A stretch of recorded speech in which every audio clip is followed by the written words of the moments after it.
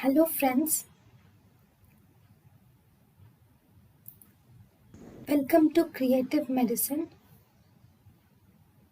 In this lecture, we will learn about.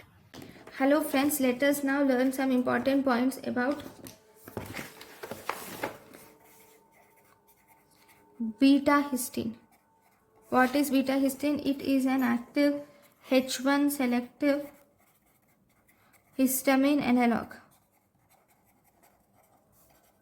It is a histamine analog. Okay, it is mainly used to control vertigo in patients with Meniere's disease. It is used to control vertigo in patients with Meniere's disease. It mainly acts by vasodilatation, causing vasodilatation in inner ear. And if one most important thing is, this betahistine is contraindicated in asthmatics and ulcer patients.